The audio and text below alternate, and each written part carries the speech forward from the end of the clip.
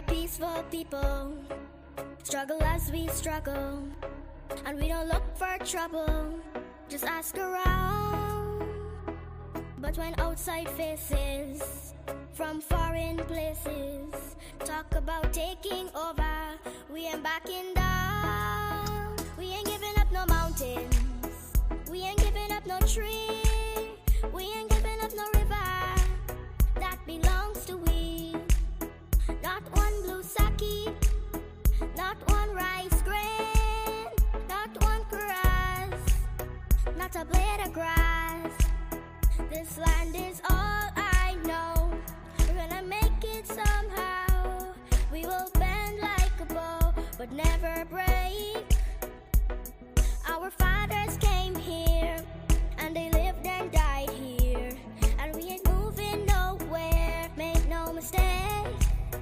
We ain't giving up no mountains, we ain't giving up no tree, we ain't giving up no river that belongs to we. Not one blue sake, not one rice grain, not one grass, not a blade of grass. We love the open county of the Rupununi and the Essequibo, daytime or night. Though we may criticize it, this is our home, we love it, and we need to keep it. We have that right.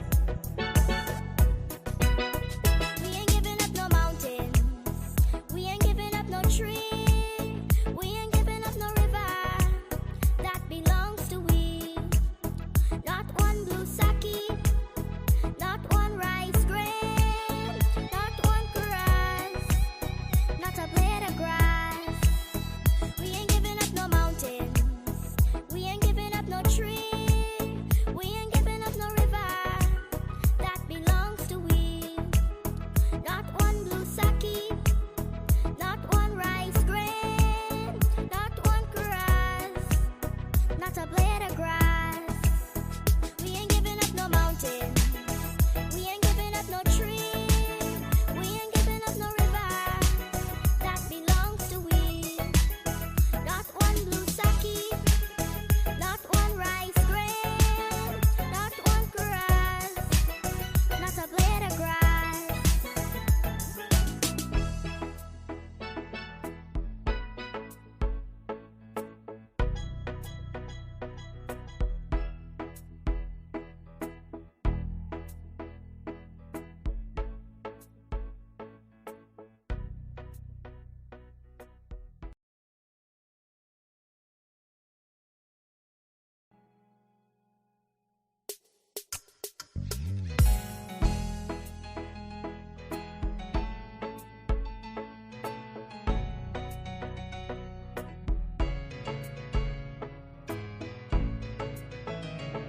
We are a peaceful people, struggle as we struggle, and we don't look for trouble, just ask around. But when outside faces from foreign places talk about taking over, we ain't backing down. We ain't giving up no mountains, we ain't giving up no tree, we ain't giving up no river that belongs to we. Not one blue sake, not one rice grain, not one grass, not a blade of grass. This land is all I know. We're gonna make it somehow. We will bend like a bow, but never break. Our fathers came here, and they lived and died here, and we ain't moving nowhere, make no mistake. We ain't giving up no mountains, we ain't giving up no tree, we ain't giving up no river that belongs to we. Not one blue sake, not one rice grain, not one grass, not a blade of grass. We love the open county of the Rupununi and the Essequibo, daytime or night. Though we may criticize it, this is our home, we love it, and we need to keep it. We have that right. We ain't giving up no mountains. We ain't giving up no tree. We ain't giving up no river that belongs to we. Not one blue sake, not one rice grain, not one grass, not a blade of grass. We ain't giving up no mountains. We ain't giving up no tree. We ain't giving up no river that belongs to we. Not one blue sake, not one rice grain, not one grass, not a blade of grass. We ain't giving up no mountains. We ain't giving up no tree. We ain't giving up no river that belongs to we. Not one blue sake, not one rice grain, not one grass, not a blade of grass.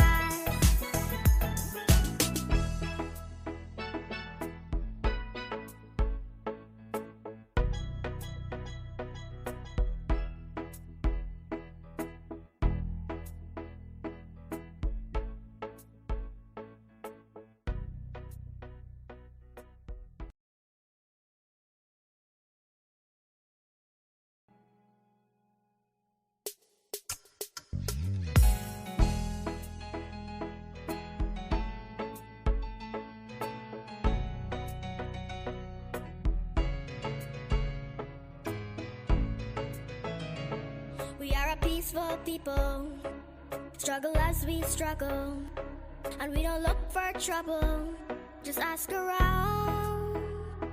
But when outside faces from foreign places talk about taking over, we ain't backing down. We ain't giving up no mountains.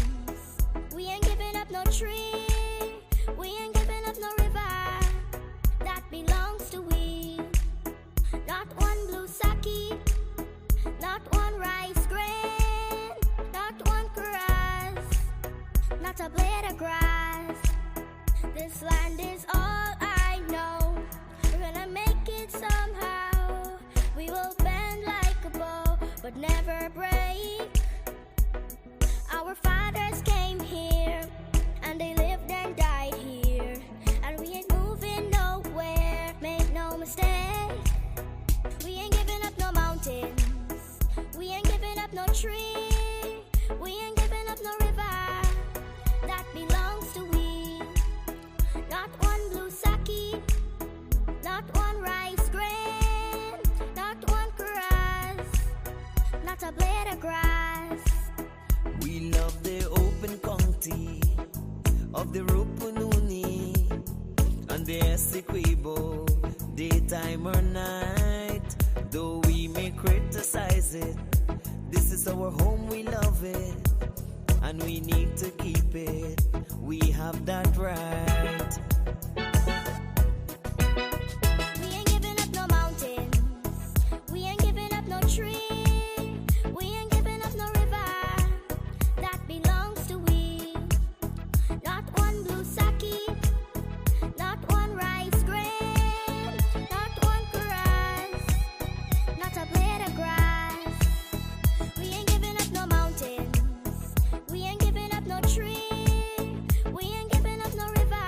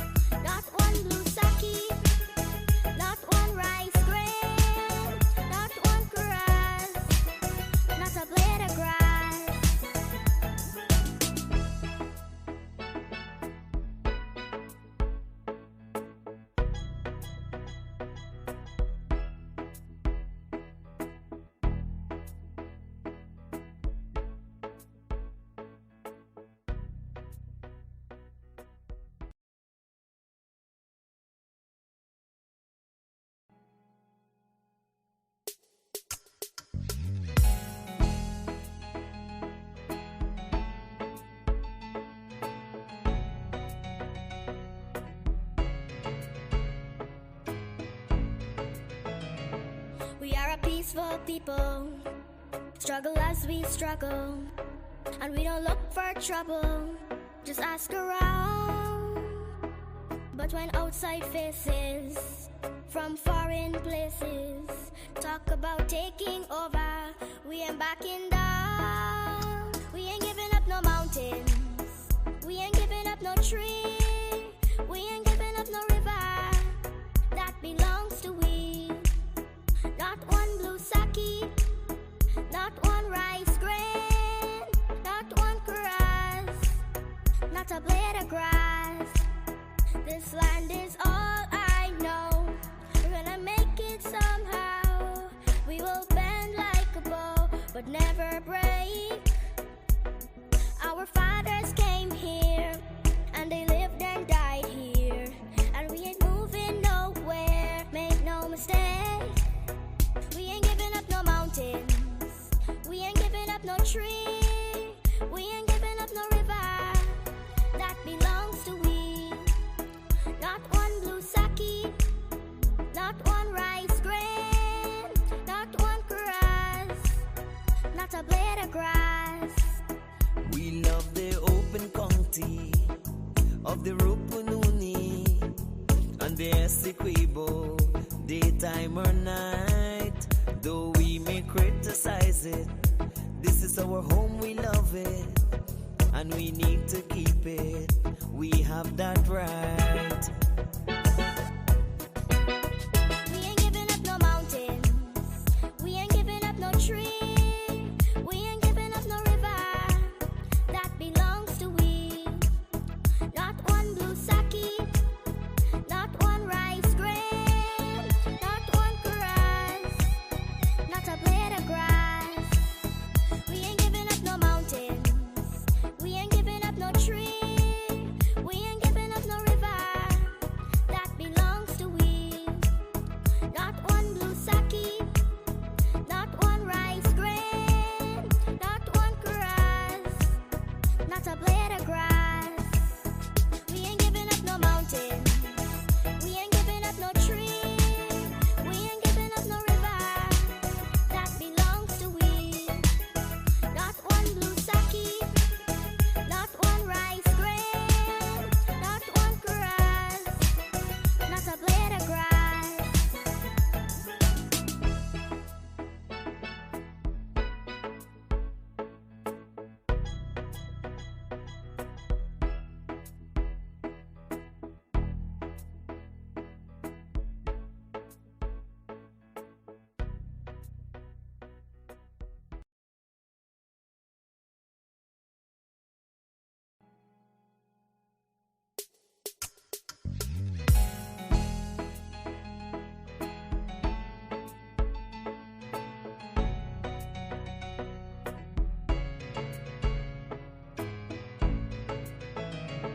We are a peaceful people, struggle as we struggle, and we don't look for trouble, just ask around.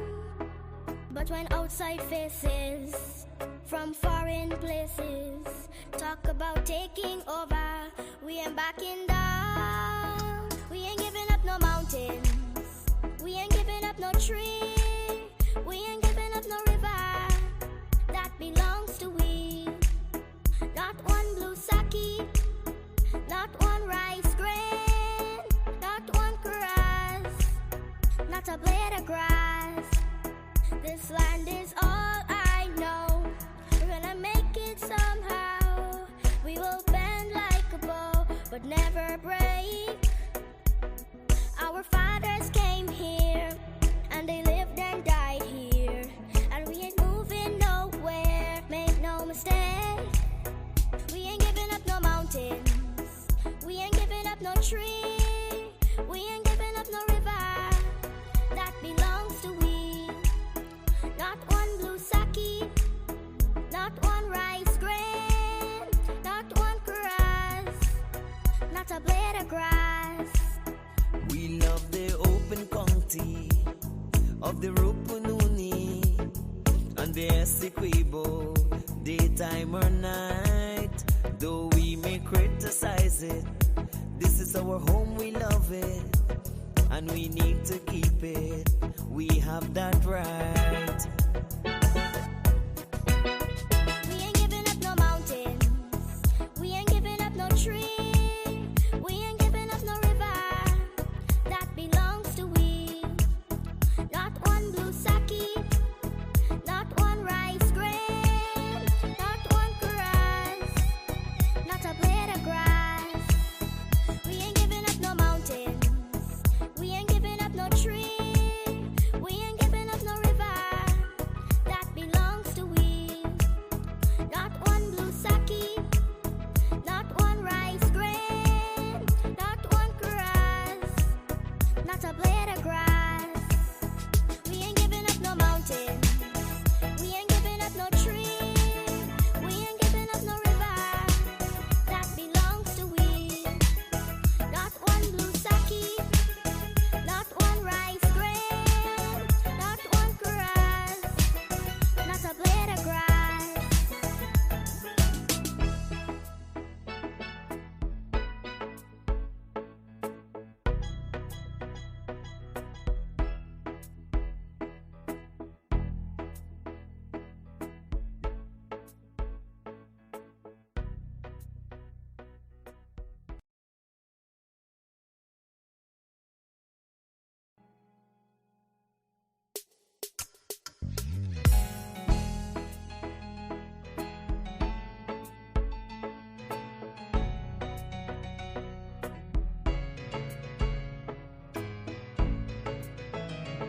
We are a the things peaceful that matter people. in their lives. Struggle. And so, if you look at most of the media, particularly those who are hostile to the People's Progressive Party, you will see this picture or this movie being played out on a weekly basis. And the deliberate attempt to divert people from comparing how their lives have changed on the People's Progressive Party and how it's changing, even if we still have a lot of issues to address. And generically, philosophically, if you look at it from what took place in the 5 years of APNU's leadership, APNU and AFC leadership of the country, after making all the lofty promises that they did, after claiming that they were not corrupt, they were clean, and they had all the plans to change Guyana. We now realize that that period was a period in which we had most corruption in our entire history. And there's deliberate attempt to hide that. And in a factual way, you can assess this. They stopped tendering for contracts, which were resumed under the PPP. For 3 years, no compliance with the Integrity Commission Act. For every year that the PPP has been in office since the year 2000, we have all complied with the Integrity Commission Act, which means submitting your statements of income and asset. We even saw recently that the leader of the opposition did not comply with the act. Even now, they're not complying with the act. Forget the 5 years, of which 3 years they made no submission whatsoever. We have had several ministers now charged with the large-scale transfer of land without collecting money, where the title was passed. We've had ministers who were giving contracts to themselves in their ministries, several contracts running into millions of dollars to their own company.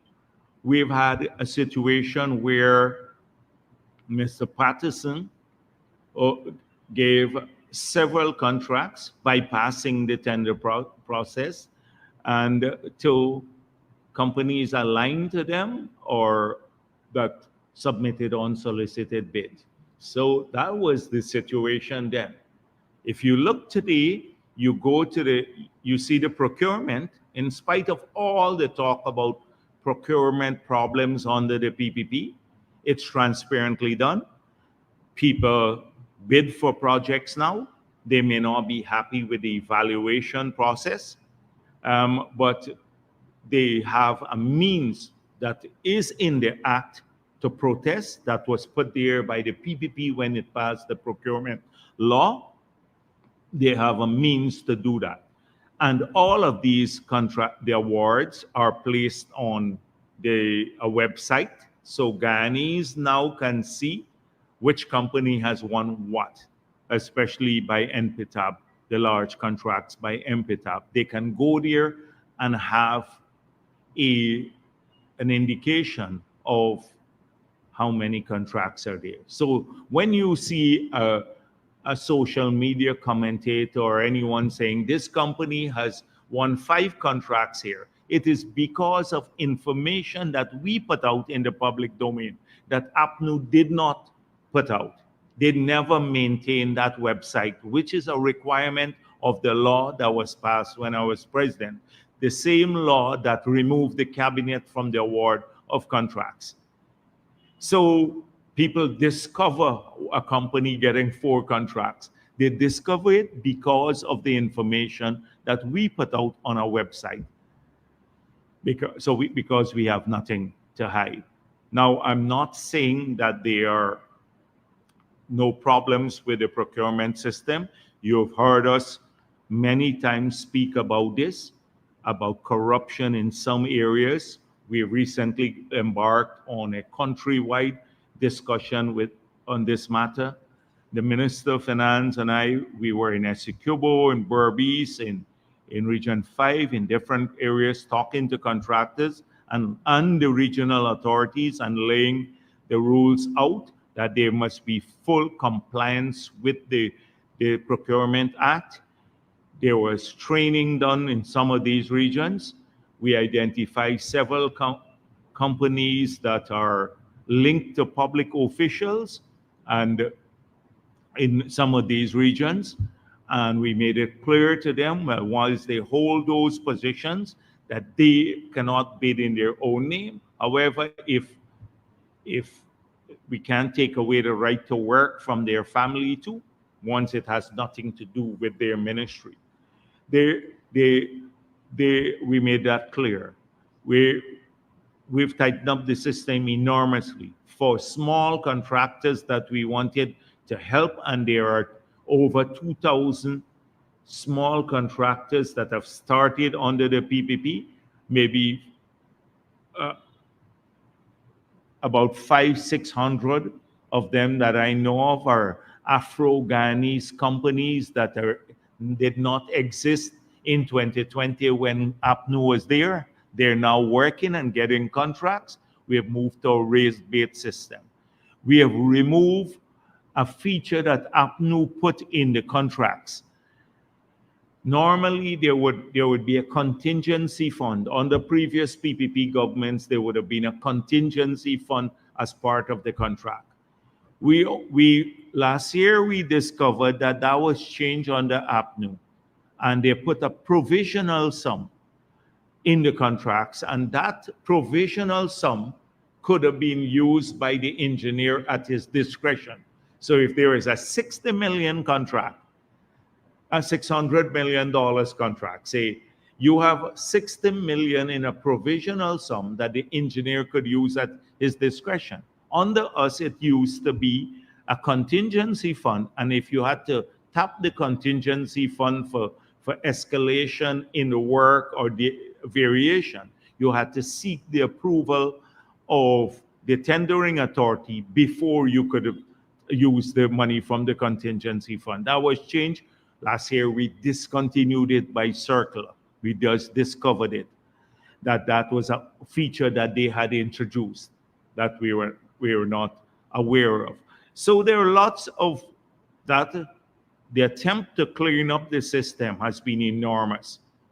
For those who want a more nuanced study and a technical analysis of the fight against corruption in the tendering, they will go to the facts, not the anecdote, not picking up one project here and say, oh, this is corruption under the PPP. Look at the scale of the project, the PSIP now, the Public Sector Investment Program. Look at a large number of projects. Look at how many are completed successfully, and look at the systems that we are observing and we've put in place. And then you would see a vast difference between the People's Progressive Party stewardship in contract award and management versus that of APNU. That's one.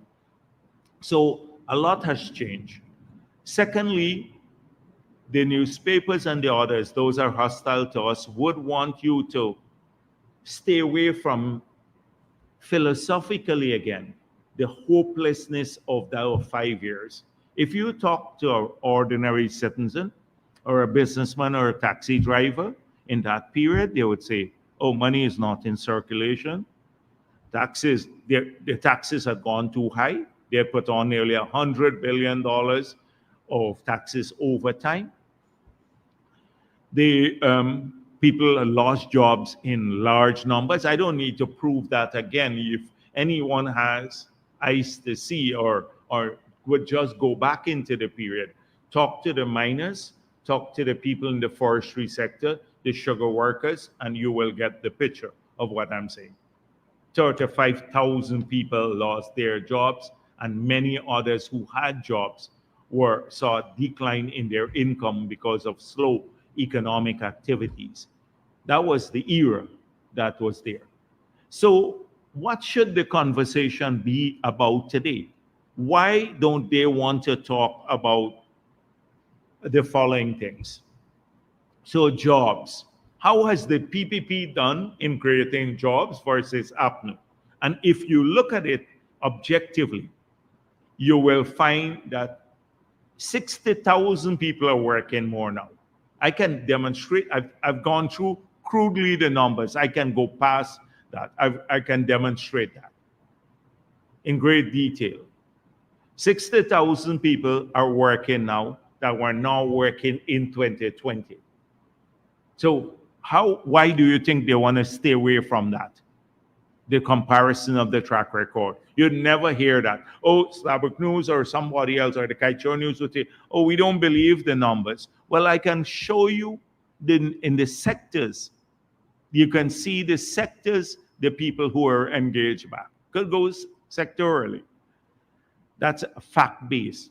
60,000 people more are working than were working in 2020. Why isn't that the conversation today? They want to keep you away from that. And that's what matters to people if they have a job. 2, housing. Why isn't the conversation about a comparison of the record on housing? Because you know what? APNU was practically did not have a housing program, and the PPP, for anyone who is objective, would see that has made huge investments, $200 billion. That's, if you take the $200 billion, that's like 2/3 of all the oil money in the budget this year for housing development alone. Big commitment. Anyone who is objective will see the 30-something thousand house lots. More and more people are getting their dreams fulfilled now. But a conversation in the newspapers will never be about that. They will want to sweep that under the carpet so the Guyanese people will not do that comparison. Why isn't the conversation about healthcare? You look at the APNU period, talk to the doctors in Georgetown Hospital about the shortages, just in Georgetown Hospital, and how quickly it came about. No major development of any new infrastructure in the 5 years. We are now building 12 new hospitals that will transform the landscape of the country and rehabilitating all the others.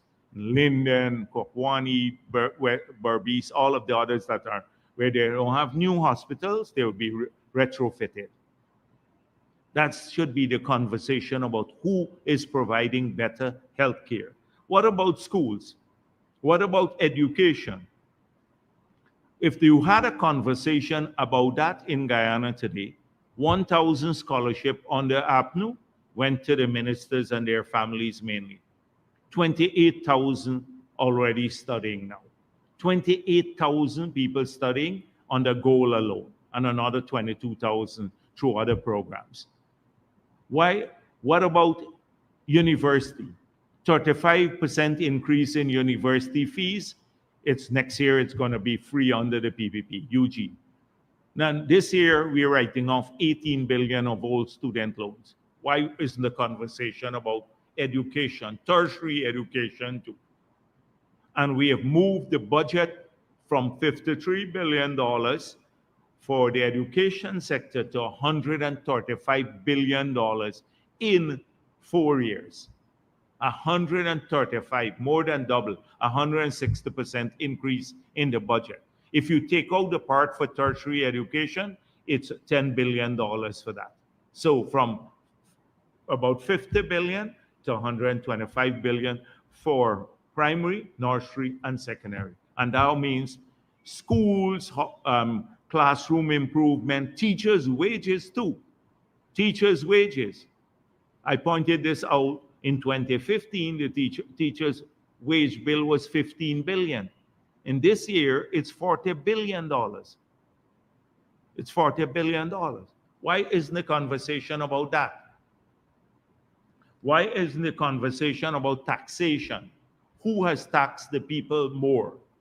So APNU put tax on water, electricity, and data. The same companies and newspapers that complain today, when we remove all of that, they benefited. 14% reduction in their bills for water, electricity, and for data, because we remove the 14% VAT on that. That's not the only thing we did. When you look at it combined, it's over $40 billion we removed in the first year in APNU's taxes. That helped almost every sector. It helped the farmers, it helped the miners, it helped the people in the forestry sector, it helped ordinary people, because we remove it on hinterland travel, etc. Why has the conversation been about who has taxed ordinary people more? So let's talk about drainage and irrigation and farm to market road support for agriculture.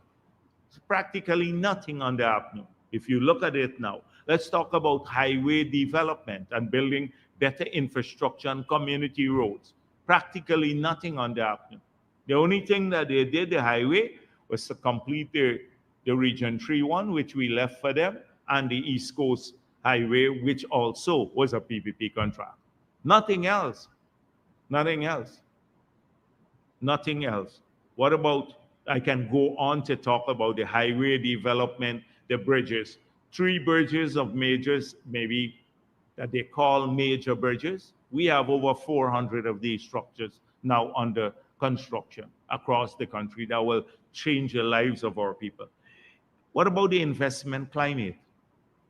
In this investment climate alone, we had 7, 8, now 9 hotels that are going to be built, because there would be two hotels in the same stretch. So you'd have 9 international hotels operating in Ghana just in this 4-year period that started under the PPP. Remember, 2 years to COVID. Why don't we talk about that investment climate that will generate maybe 5,000 jobs for people? The only experience they had with hotel building was the Marriott that they said they would turn into a hospital. But they're negative about everything. Why don't we talk about investment in power for the future? Electricity, so we can solve the problem. Which party has made the definitive investment that would see power supply now next year double, reduction by 50%, and stable? That will have an impact on business as well as individuals. That would reduce the price paid by Guyanese by 100 million US a year. When you reduce it by 50%, that is what it translates into for benefits to Guyanese, 100 million US dollars per year. And we have made that investment. They didn't make any investment. Not the hydro, nothing on gas. They bought a couple of old equipment for Essequibo Coast, nothing else. What about water supply? We're now putting in 13 water treatment plants and facility to clean the iron out of the water. 13 of them that would serve almost all of our people. We have a $2.7 billion hinterland water access program. Why don't we hear of those? Aren't those the things that matter to people? Jobs, housing, the lower taxes, healthcare, education, water, power supply. These are the things that matter to people. But every week, you don't hear a nuanced conversation taking place about that. It's some scandal, rumors, etc. So when people can't deal with that sort of thing because it's clear, the comparisons of the record, they have to find a lot of noise, extraneous noise, to make their case. And they're aided by the Kaichor, which lacks substance, and I see the Starbucks. So this brings me now, they have a problem with the Schoonard Road now. They have a problem with everything that we built. Cemetery Road, the walkway hasn't been completed as yet.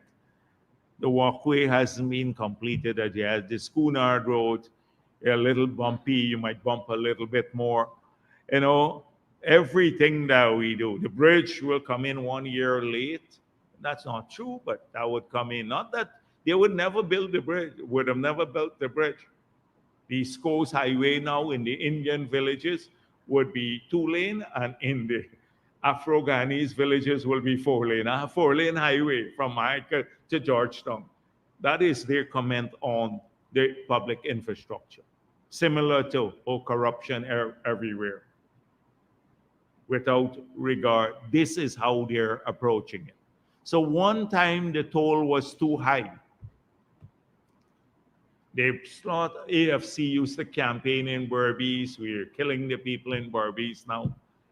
Now the president has announced once the bridges are completed, we will be not charging any toll on the bridges. Now it's too low.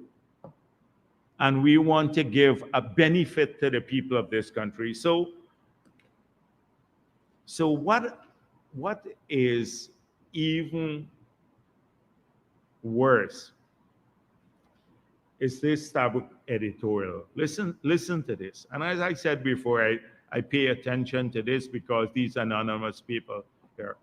Commissioning the expensive schooner to Crane 4-lane highway on Thursday, President Ali delivered a stunner.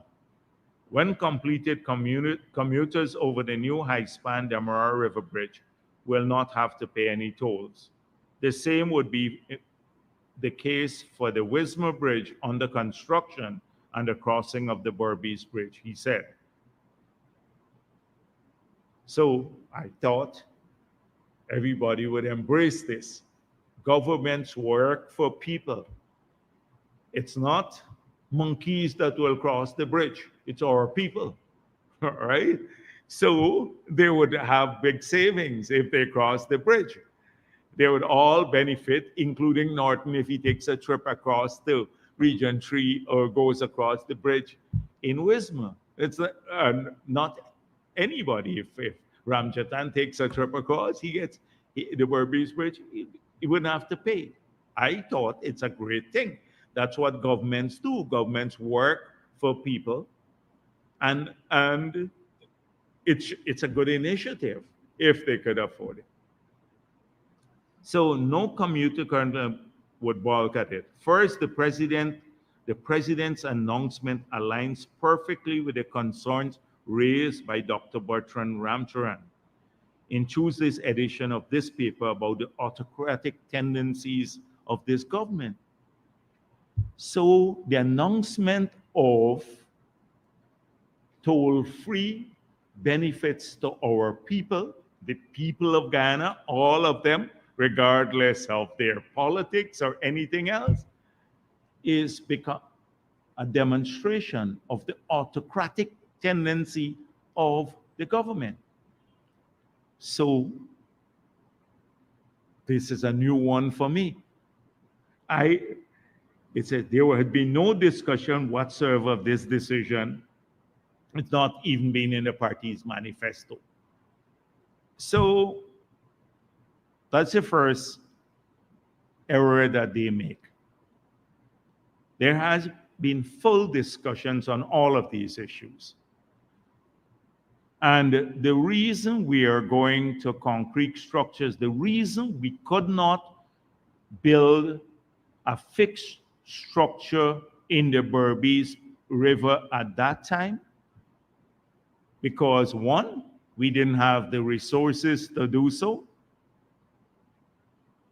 and our capability to borrow, given our APNU's debt, was limited.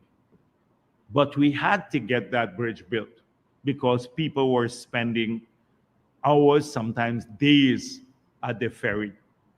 People used to relate.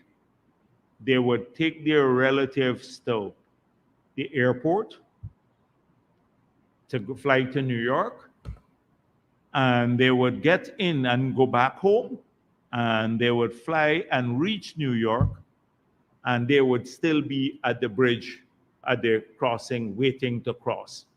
People, most people, and especially the young ones, don't know about the hardships there. It used to be long lines, and the price was similar to what was charged at the toll, almost the same price that was charged at the bridge, and it was built mainly through an innovative arrangement. It was one of the most lucrative investments for the NIS. NIS made a ton of money from that bridge because it invested in a lot of the preference shares that had a higher ranking and the subordinate debt. And they made a ton of money. The people in Berbice got a bridge. They didn't have to pay much more than what they were paying to cross with a vehicle, but they didn't have to wait. And we didn't have to go to the treasury. It was because of the innovation of the government. We could not do a fixed structure at that time, a causeway, like what Patterson wanted to do across the Demerara River, because if you had done a causeway anywhere, at Everton or there, it would have practically shut down the river forever. So we knew that towards the end of the life of this project, not that the pontoons are going to disappear, but they had a 20 years concession. Now we're in the 17th year of the concession, that you had to replace it. The feasibility study was done last week. I pointed out how comprehensive it was. And we're now moving to build up a bridge there. So they used to complain about the tolls here.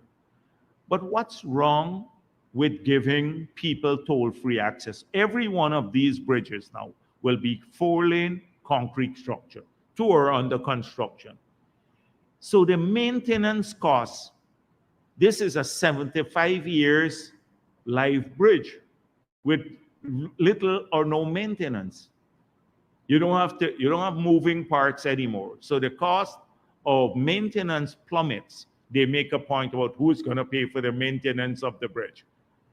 You don't even have, it's toll free, you don't even have to put people there because people just drive across. Maybe they have stoplight or something to regulate the traffic to see it's done properly, but people just drive across. So it's like the Kanchi Bridge. You just drive over. You don't have very little maintenance cost. And then the people of this country will benefit. Just imagine if you want to develop Berbice now, and you have the Deepwater Harbor across there, and containers start landing there. You can't bring it back this way. Because under that bridge, you have weight restriction. The same thing like the floating bridge. You can't bring heavy trucks or anything across or containers.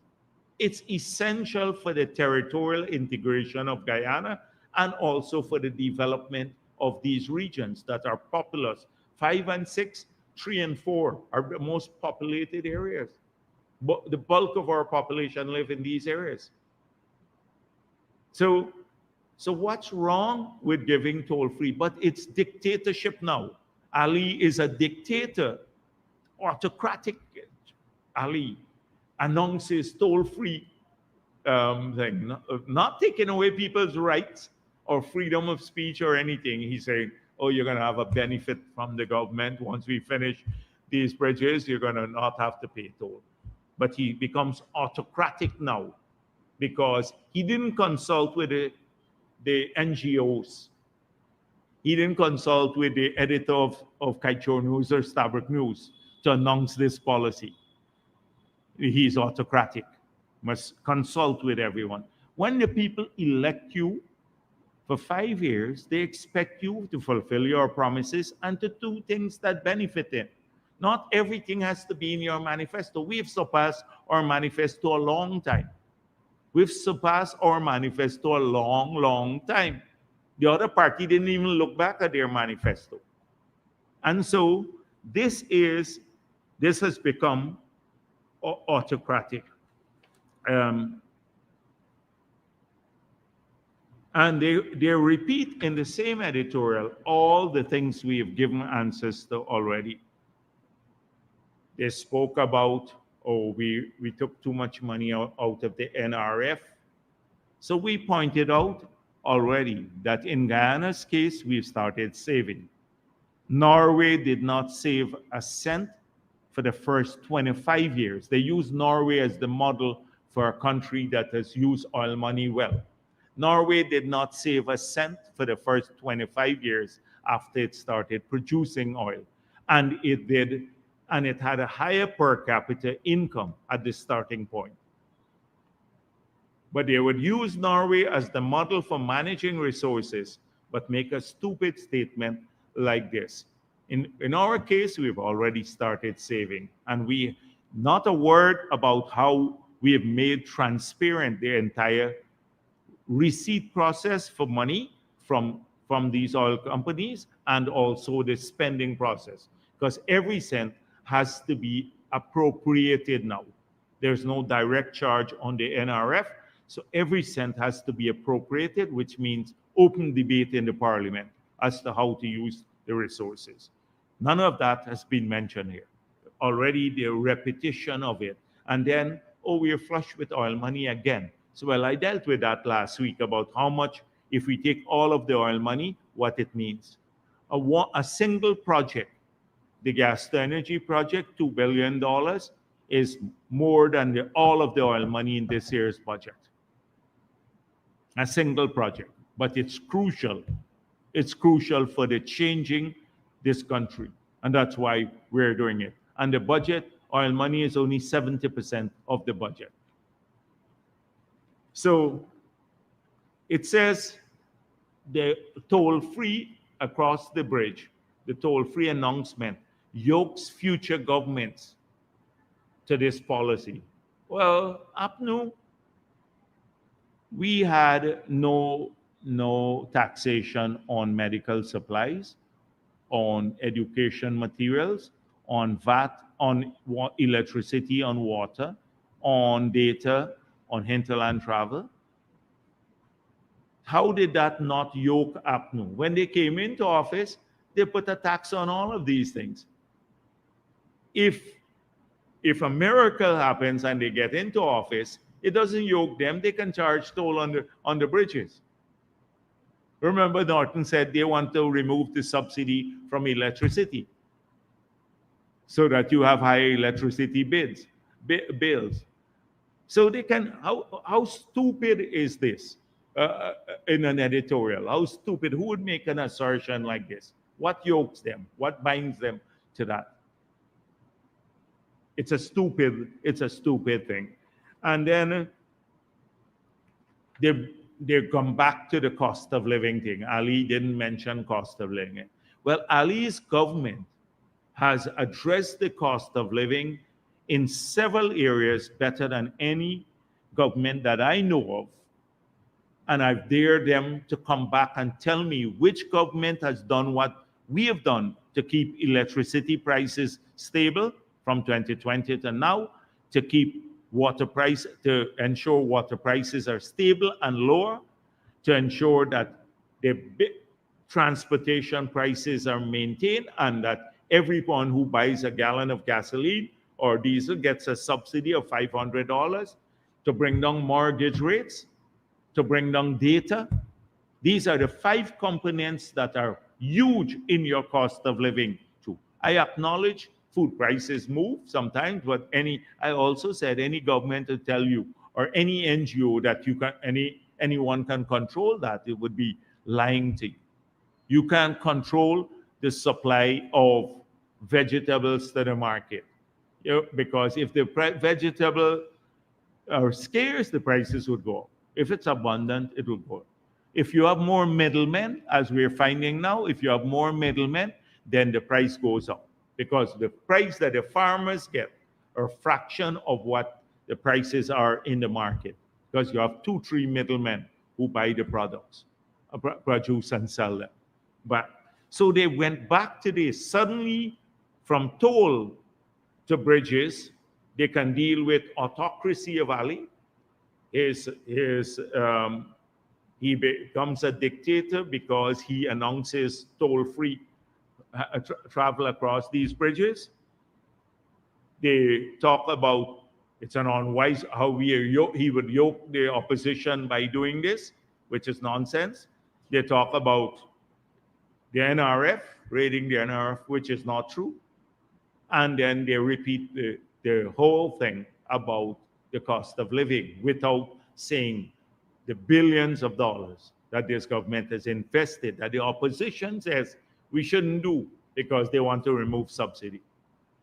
Not in one editorial, you can have all of this. But again, not a single word about the things I mentioned before: the jobs, the education, investments, scholarships, healthcare, housing, water supply, all of that, roads for people. None of that. The conversation is not about that. It's about taking one editorial and trying to smear the government across the board on everything. This is becoming, that's why I'm saying, it's a standard playbook. The standard playbook every week for these newspapers, etc. And then they go, as I said before, they keep going around to look at this. Now, there are lots of things I have to talk about APNU this week, but let me say I find myself agreeing with them on one thing. It's a rare occasion.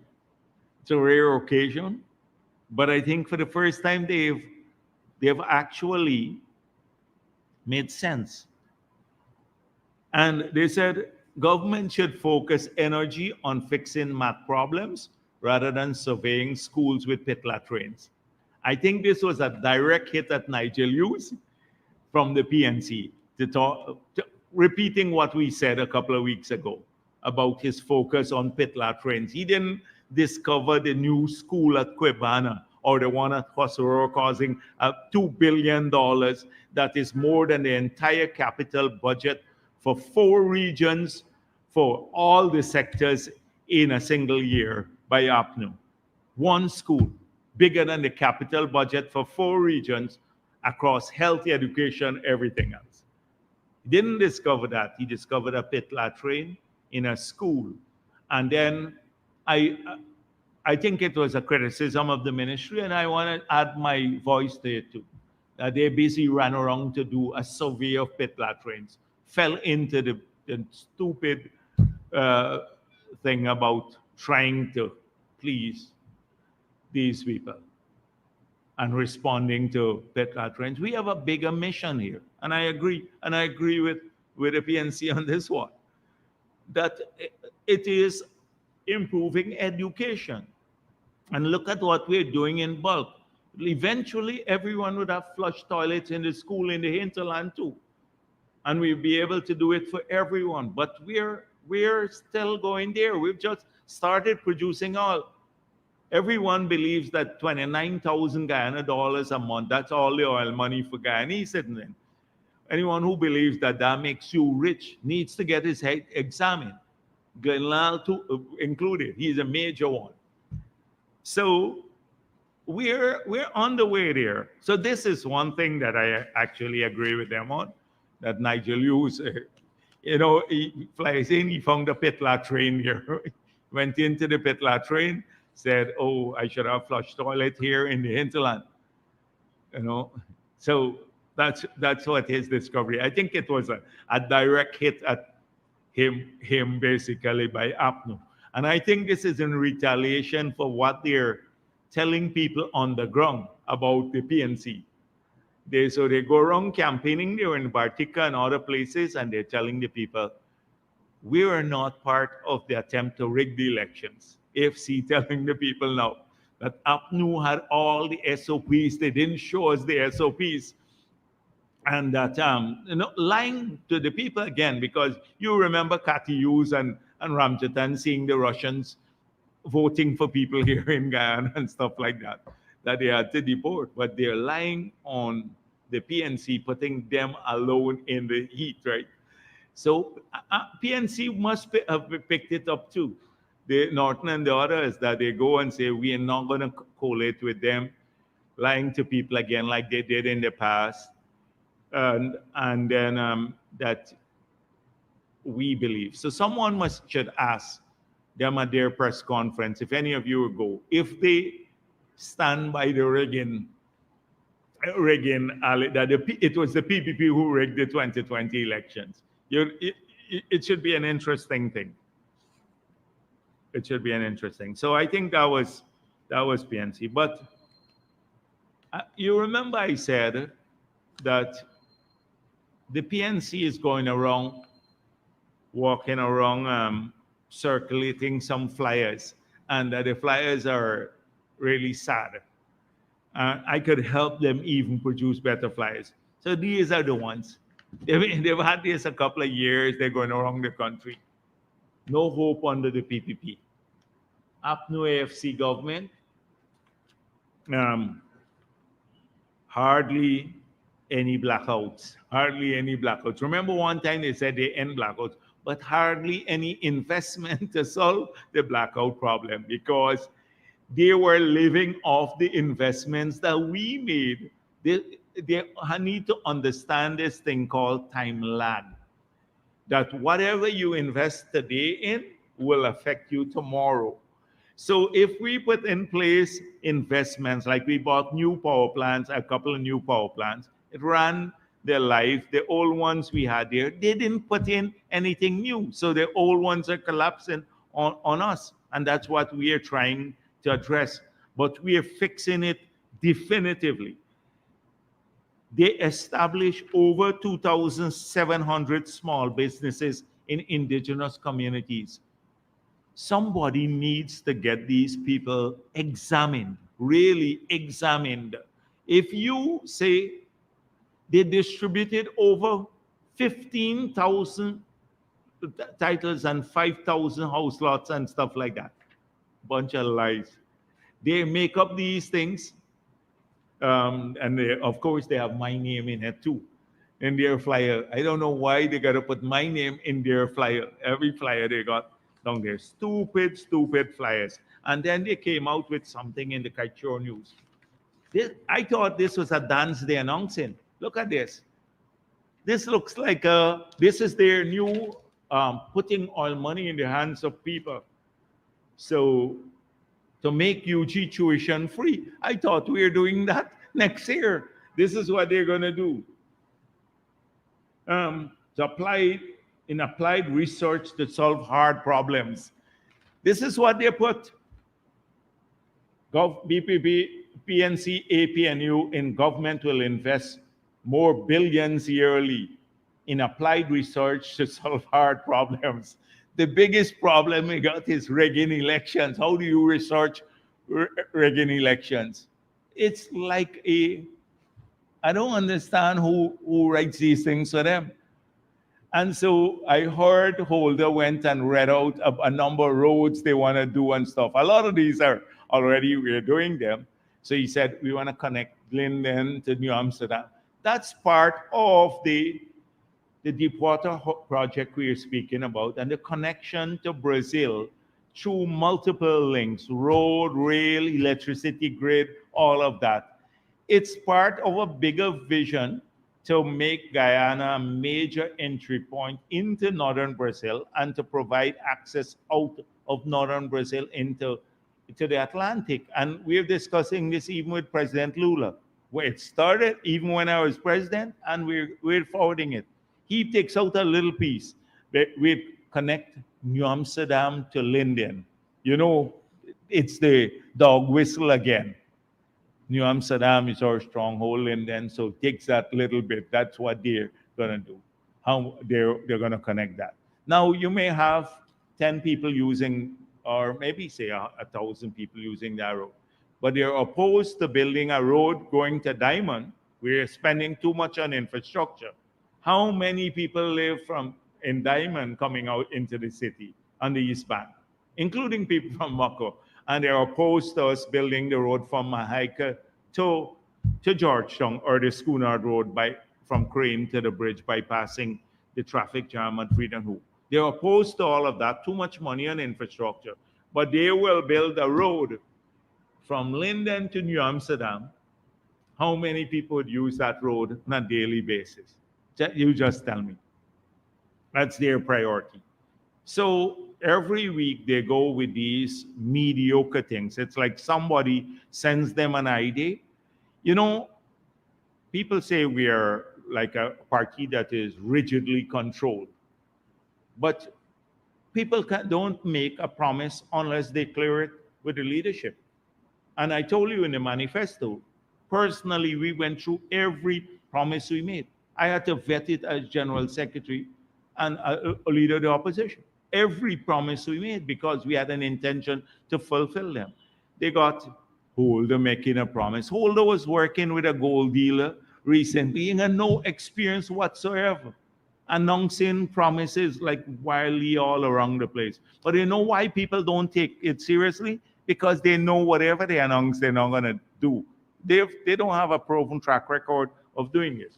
But if you see this now, when you think it's like a dance fete that you're going to, that this is their announcement. This is a fete in like the Kaichor News, trying to help them. And Sabak News says main opposition unveils sustainable road network plan. Sustainable road network plan. I don't know if they costed it, how much it cost, nothing. Where is the feasibility study now for these roads? But it's sustainable road network plan. Oh, the president's speech suggests that the PPP election campaign has begun under the guise of state contracts. Now, if we do something, we must not take the credit for it. We must say, APNU told us to do this. So APNU, everything we do now, they said they had a plan for that too, right? So we must say, oh, we want to give credit to APNU for inspiring us to do this. That is what? It's nonsense. They had no plan whatsoever. They can't even now unveil a plan. But we must not take credit for the progress in the country, although they're done under the stewardship of the PPP, because that must be campaigning. So what a political party is going to campaign on if not fulfilling their promises or improving people's lives? That is what you campaign on. But they have a big problem with it. Big, huge problem with it. Ali goes to campaign under all of these things.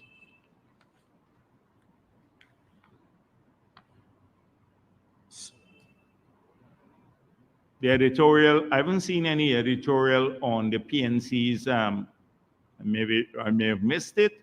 There was an editorial on how we are starving the city of funds, But now that we know that the PNC owes $6.7 billion based on a demand notice that was sent to MICWAC. We checked the address of MICWAC. It is Section 8 Sapphire, on which that is the Sapphire complex of the PNC. PNC says they don't owe any taxes. So I said, fine, if you don't owe any taxes, you may be right. It's MICWAC who owes the taxes. So MICWAC must pay. So that means you can claim a 75% reduction in your taxes that Mentor pushed through based on a letter from the AFC. I think the AFC knew that the PNC owed these taxes. It's a vindictive thing. And they applied for a reduction in their rate, knowing that all of this would be exposed. But they should be asked, why did they apply for this reduction in institutional rates, the AFC? Because the mayor said they applied, and that is why they moved it forward and decided to write off 75% of the taxes owed. So we made it clear we're paying our taxes as a party. We never supported this policy, and we believe that people must pay their taxes. The PNC said it doesn't owe taxes, so therefore the 75% reduction can't apply to them because they don't own taxes. They don't owe taxes, and MICWAC, their land there is vested in MICWAC, a private company, it doesn't form part of the asset base of the PNC. So they can apply for a write-off under this policy. So the question now is, what will happen? Who are the principals of MICWAC? And whether they will enforce it. The city council now needs to collect its taxes. So just to give you an idea of what the taxes are, $6.7 billion went out from the city. That's their demand notice. Now, in the budget for this year of the city council is just over $3 billion. Last year, up to September, the budget they had spent about, just from what the council said to me, just about 1.5 billion. So maybe 2 billion last year. So if you go at last year's level, you can run the city council for 3 years based on taxes that the PNC alone owe. The whole city council. Paying all the staff, garbage collection, everything. And the government does owe $6.7 billion in taxes. So how come there's no editorial on that? That the government is starving the city. That's what Starbuck News carries and gives wings to Mentor's lies and the PNC lies. So the fact of the matter is that every road in the city has been done by the government, which is a municipal responsibility. We were in North Georgetown, Kingston, Alberton, Queenstown, Kitty. Now President went to Campbellville. We're doing the roads there. In Sophia, we awarded a contract for $1.4 billion. Now another $1.3 billion in Beefield.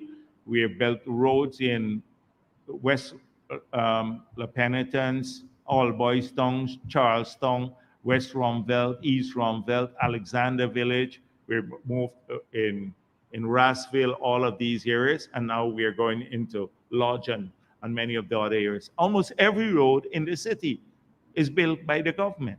So we don't, if you discount that, that's a municipal responsibility, not central government, but we've taken that over. Every stoplight in this city we've put in place. We've built the dump site, moved it out of the city. We're now dealing with drainage. All the pumps that we're installing at Lilendal, the massive new pump with double the capacity that would drain South Georgetown faster, is being funded by the central government. I can go down a long list of things that we're doing in the city. They don't calculate all of that. But we are starving the city of funds. But as our councillors pointed out, and they're doing a good job, and I must acknowledge that, they're exposing the excesses there and the corruption at the city council. And I hope more people will look into their programs, because they pointed out that there's no accountability for the funds until now. Absolutely none. For funds transferred to them or rates and taxes.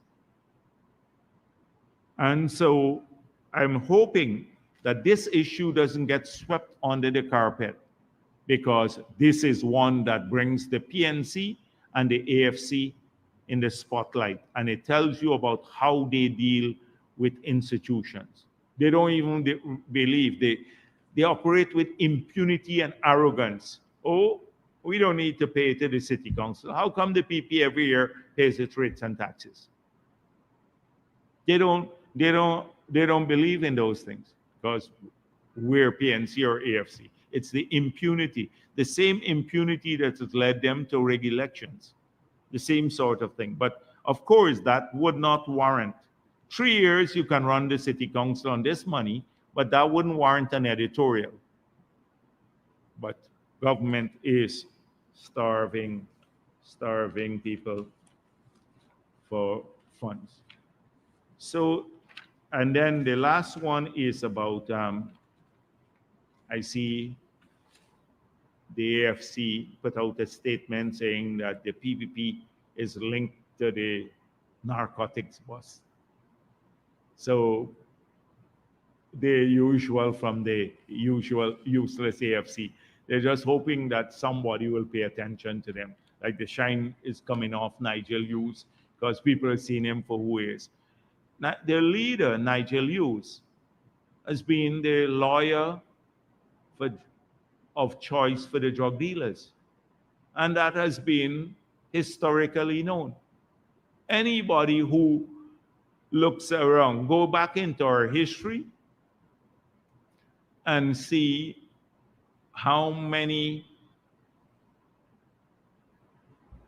offenders were, and serious offenders were defended by Nigel Hughes, and you would see he outranks every other lawyer in the country and maybe combined. He was the lawyer of choice for the drug dealers. And for them to talk about this, and including Patterson, you know what happened. If there's still, it's still murky how a family member, close family member, went smuggled cocaine through our airport into Caribbean territory. But all they put in their statement, it's PPP and relatives, or some relatives of PPP people. If that had happened to one member of our family, like a brother or something like that, every day we wouldn't have been able to live it down. They just passed it off like that. You just Google yourself. This is the kind of the nastiness, the duplicity of the AFC, as though we don't remember things. So don't pay too much attention to them. They felt they had to say something, so blame the PPP. Not to. Instead, they should be happy that this actually took place, that we had a massive narcotics bust, and that we're protecting. Our law enforcement agencies are doing a good job protecting people in the country.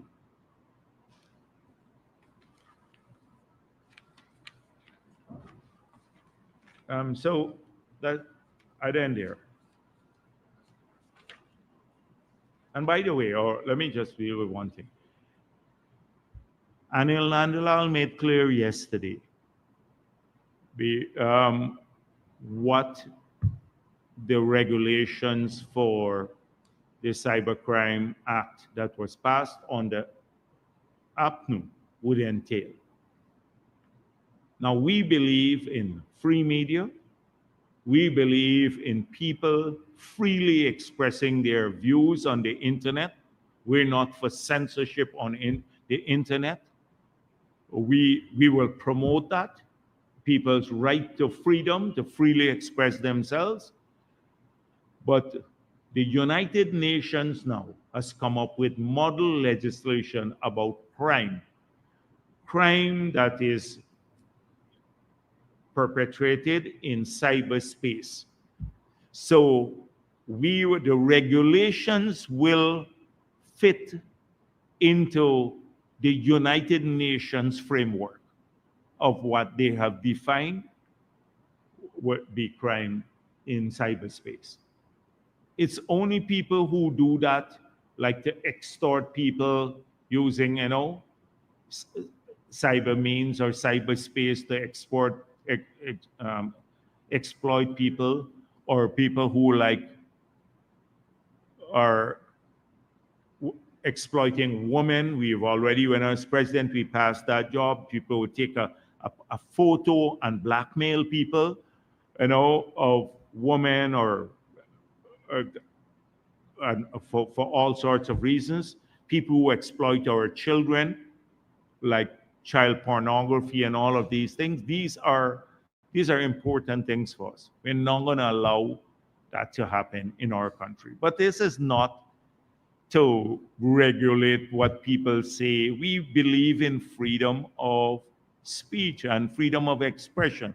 And even when it's targeted to the government, people who have a right to freely express themselves, they don't have a right to break the law, but to say what they, they want to say, what's on their mind. And so don't buy into this hysteria that we are coming after anyone, influencer, social media commentator, or ordinary citizens. It's nonsense. It's coming from the shrill people who are using this for criminal activity. And I think that was made clear last night too by Anil Nandala. Thank you. Good afternoon, Dr. Jagdeo. Samuel Suptan, NCN News. I'm not sure if you're aware of a similar statement issued by the PNC with regards to the drug bust. They No, said, I don't. I don't pay too much attention. I dealt with the drug thing. There, there wouldn't be anything if we catch all the drugs in the world or the narcotics in the world here. They'd have a way of linking it with the PPP or something. That's why I don't pay too much attention to these people. they were very critical of the police force, in fact. Yes, Saying, the usual. okay. So you saw two letters appearing in today's newspaper. One from Patricia Chase Green, the PPP councillor, and she said that the council should reconsider and restore the 25% institutional rate, which covers NGOs and stuff. Are you concerned that the owner of this property could apply as an NGO or community-based organization? No. The company is incorporated under the Companies Act. It was struck off, but that doesn't mean their tax liabilities disappear. So it's incorporated under the Companies Act now. And so they can't surface back as an NGO now. Agree with the fact that that this should be restored, because she explained in the letter that the 25 should apply for NGOs and community-based organizations, Yeah, but not particularly political the organizations. city council can already under the act, they can give a preferential rate to NGOs. This was stretching it to political parties now, stretching it to political parties. But even if the policy for political parties stands, my point is that the land is not vested in the name of the political party.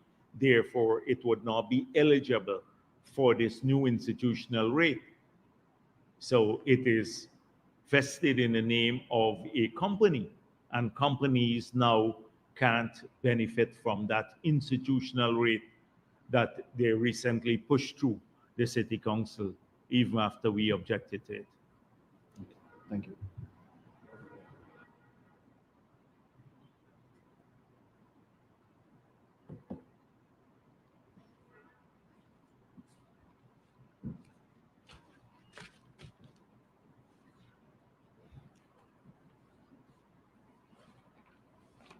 Yes, and also Jagdeo and that's Williams, Country News. Firstly, the DEA would have collaborated with the local law enforcement to facilitate the recent drug bust. Um, the question is, has the U.S. ever reached out with a similar arrangement to address issues in the gold sector and the mining sector in general, and also the oil and gas sector? The gold sector, the Sector. DEA and the DEA reached out to which Has the U.S. ever made any similar um, offers with other agencies that would cover mining and the oil and gas sector to have a similar situation like that the local law enforcement had with DA what do you to mean smuggling oil and in the oil and gas sector? Because this is bringing in narcotics into the country. So what, like, what's similar? You need to be clearer on that. Take your time. Take your time. one sec. Read It it. skipped Yes, off on yes. the screen. Okay, it skipped from the screen. I'll All go right, back. let's. So first, let's do with the oil and gas sector. Sir, can you say why there is no information on the All natural? right, no, but get back to that question. I'll leave the question for last. Oh, I'll you leave them all leave for it last because it's all the way Okay. at the bottom. That is not in the sequence. No, I have it in a sequence. Sir, firstly, can you say why there is no information on the Natural Resources Ministry's website on how much oil is being used for Exxon's operations, but we can see the information for the gas and produced water? Okay, because earlier I said, and I think it still stands, that they're not using any of the production for that purpose, for generating power and powering the FPSOs. They're not using any of the crude produced for that purpose. So it would be zero, which is allowed by the PSA Thank for you. them to deduct that. Secondly, the oil contract states that any damage above the oil spill insurance can be recovered by Exxon. Can you comment on this? Oil contract. It states that any damage above the oil spill insurance can be recovered by the oil company. Can you comment on this? So what comment is there? If you're saying it's part of the PSA that Trotman signed, that is what's in the PSA. So why do you want me to comment on it?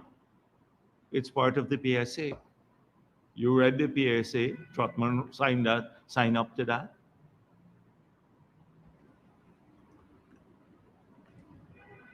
Thirdly, the 20% of the Starbuck block that is to be relinquished next month by Exxon, do you envision that these are prime areas within the block? Well, I don't know how I'd envisage what's prime area because I can't see below the surface. And the prime area is what I get assume that if you take it to the logical end is the area that has oil. And so since we don't have that vision to see under the sea, you need seismic for that.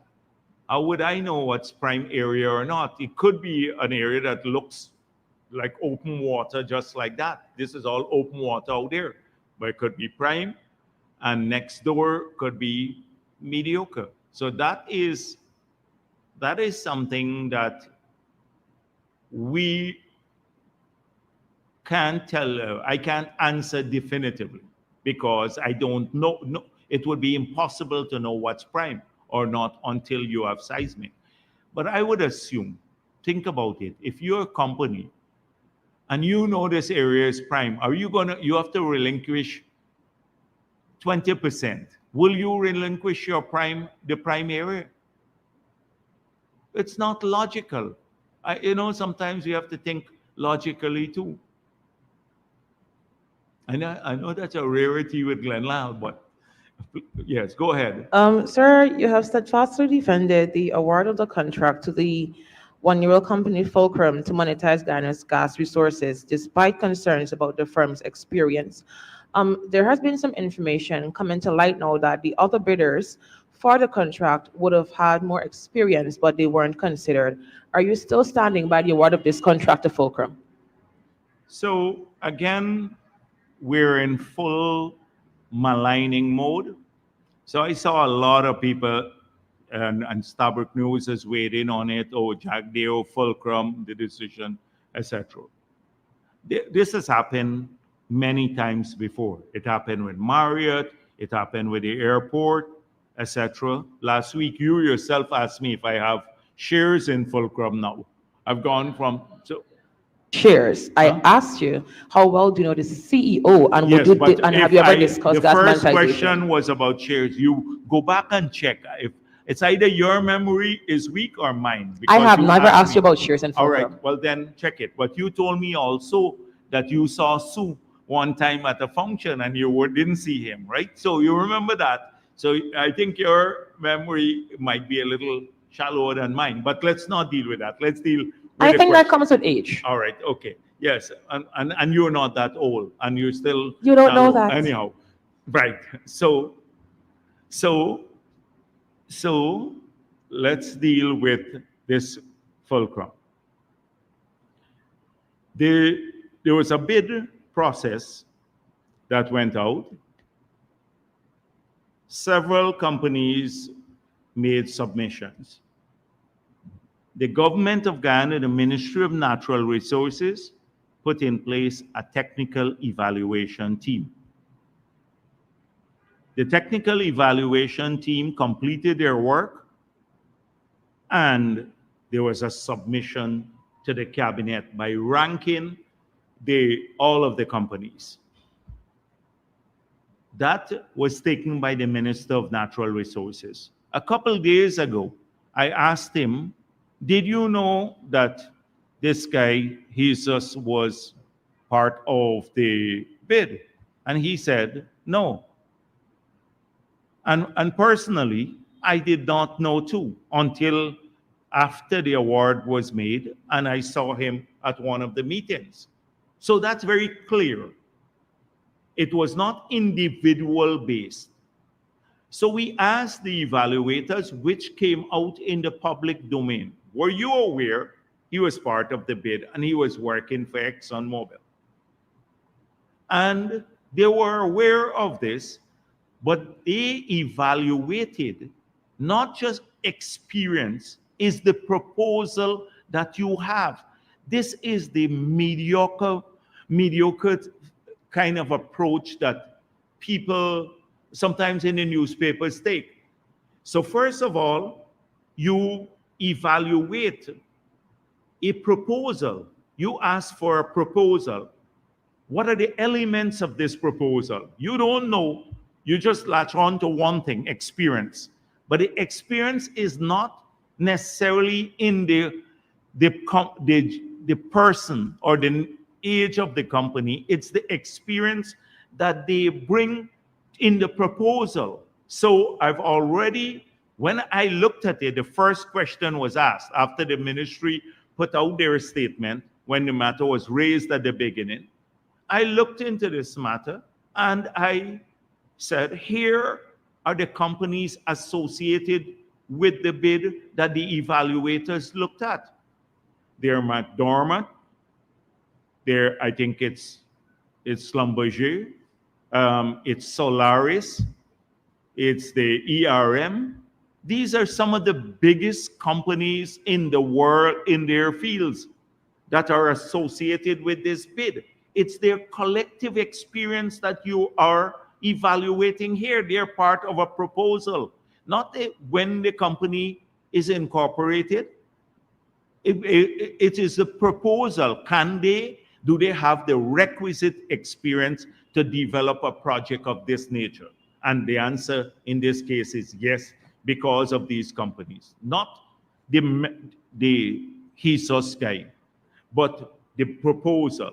Two, can they raise the financing for a project of this nature? And thirdly, what is the nature of their compliance with the bid document? Have you checked any of these things with the evaluator or the ministry? Suddenly it is, oh, the guy incorporated the company 1 year and he worked for Exxon. So this is such a, it's an environment that you work in every day that is like brain dead environment. It's totally brain dead. People write definitively without looking at understanding that when you go through a bid proposal, you're evaluating the bid, not just the individual. It is the bid, the compliance with the bid document, the collective capability, their ability to raise funds, everything. And that's how and I have great faith in the evaluators. And we did not interfere with the evaluation. They probably wanted a politician to go and say, you give it to this one. That's not happening under the PP. It may happen under Patterson. But these were technically evaluated, went to the cabinet, and the minister took it to the cabinet, evaluated it. I saw the guy there, and then I said, I know this man. And then I realized that we had a very contentious engagement when he was with Exxon over the gas price. And so it's unfair to malign companies and investors and everyone else. If we had given the Chinese company first, ranked them, they were ranked number 2. You want to bet you here, suddenly, oh, we're in the bed with China. We threw out an American company. But clearly this company had the best proposal that they submitted. It is the proposal, the compliance with the bid document, which goes beyond year of incorporation. It's such a messy situation when you have to deal with people who don't understand basics. And that is what every week we have to deal with. Yes, please. The U.S. Drug Enforcement Agency has cooperated with local law enforcement agencies to facilitate the recent drug bust. Can you say? Oh, this is the same one? Can you say if the U.S. or any other country has offered any support for the management of the oil and gas sector? And additionally, don't you think it's time that we have experts to help us in the management of the gold sector as well? Okay, so I don't think there are U.S. companies involved here. Exxon Mobil is a U.S. company. And the management of the oil sector, I think, the key decisions should be made by Guyanese, not foreigners, to look out for our national interests. The United States has made it clear they look out for the interests of their people. You hear both camps in the US talk about America first, both Biden and, not Biden, Kamala Harris and Mr. Trump. And they both say America first. I'm hoping you're not suggesting that we also have an America first policy here. We must have a Guyana first policy, our people. And absolutely no regret or any worry about saying that openly. We look out for our people first and our country first. That's what we are elected to do. And so we have great relationship with the US. They have massive amounts of investment here. All of these franchise from the US, the Hilton, the Marriott franchise, the Starbucks, they're making a lot of fees from these franchises. So, and all of the other, the Popeyes and everything else, they make a lot of money from investing here too, people. So, and it's an open market, and they come in, they work, and they invest, and we're happy about that. We're open to investments from any part of the world. But we're not going to hand over the management of the oil and gas sector to another country. AFNU can do that. AFC, in fact, they did that. They got Exxon to write the cabinet decision to imagine, right, the cabinet decision to approve the 2016 contract. And you have the document that shows that, that says that they got that. No, we're not doing that at all. So, and on the gold mining sector and the gold sector too, you'll recall we've still asked for information from the US government about the gold smuggling, right? Because we don't have that information. And we have asked for the US government to share that information. We have not received it as yet. We have not received it as yet. They, and you should ask the Attorney General where it is at this point in time, but they have not received it as yet. Yes. Yes, Kim. Good afternoon, Kim Al King for Reuters. I would like to bring us back to the Fulcrum discussion for just a moment. The contract that was awarded to Fulcrum, was that for the company to engage in talks with the ministry's technical team and Exxon, or does the contract award include execution of a project? So they have not been, there is no project at this stage. Let me make that clear. So there is no project to monetize the gas at this stage. There is the desire of the government to monetize the gas. We've expressed that desire publicly at several fora for the past several years now. We said Exxon initially had indicated that the associated gas could not be used for that purpose. They wanted it to be reinjected to keep the quality of the wells up. They made some discoveries that are mainly gas, at least 2 discoveries.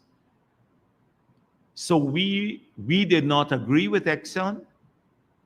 We thought that they were not aggressive enough to monetize the gas, and that we wanted to see some movement forward. So we went out to this public bid process. Now we have selected a company to work with ExxonMobil and the government of Guyana to examine the development of a project.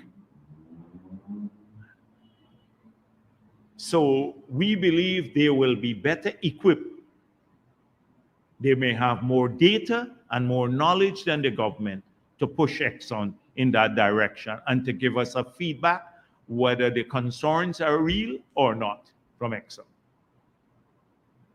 And that's where the discussions are taking place now.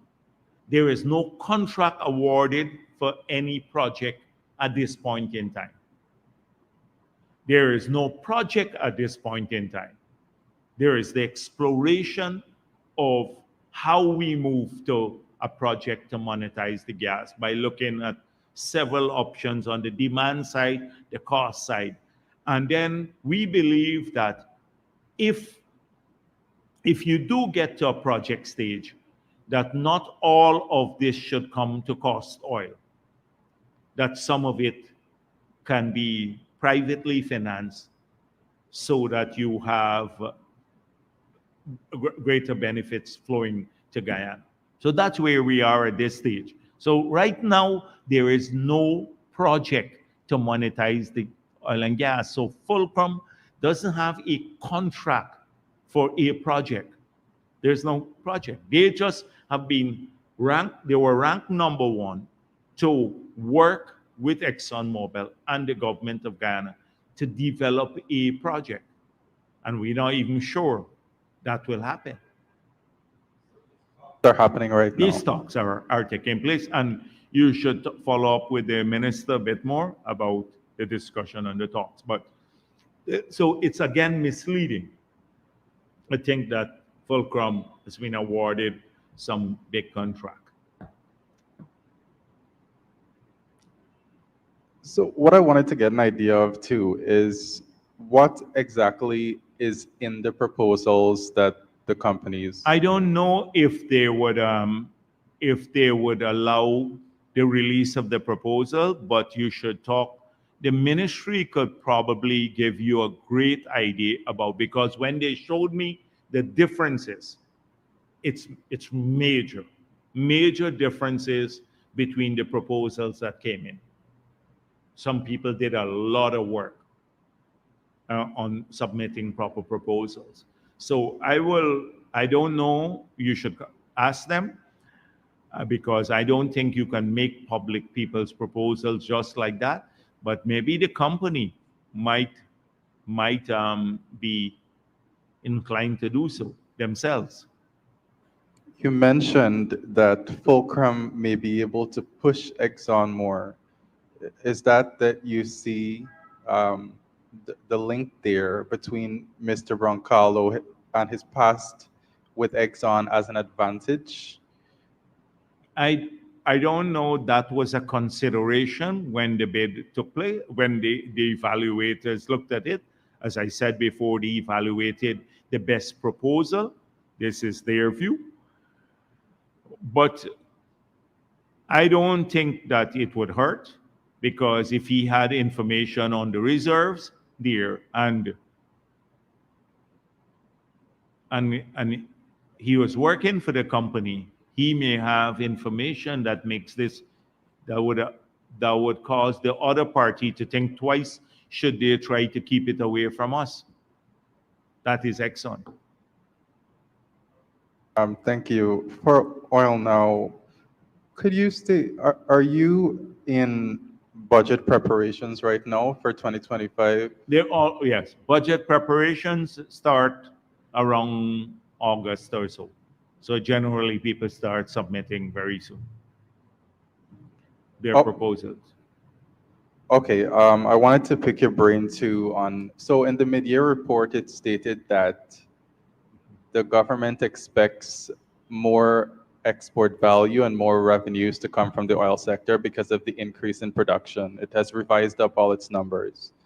And one consequence of this is an increase in the rate of cost recovery. So more than 18 billion US is expected to come from oil this year. Of course, that's split between COVIs and the government. And 75% of that, which would go to cost recovery, is about $14 billion. And with increases in oil production every year, that rate of cost recovery is increasing. So it looks like the rate of cost recovery now is exceeding the rate of investment by ExxonMobil. Would you say that that's a fair assessment? So, so everything is determined by the formula, which is 75% for cost recovery. What is in the cost bank? So these are two things. So every year you get added, every new project that has been approved, it gets added to the cost bank. And the 75% applies to it. We worked out a detailed formula, and I brought it here, showing, because it's a moving figure.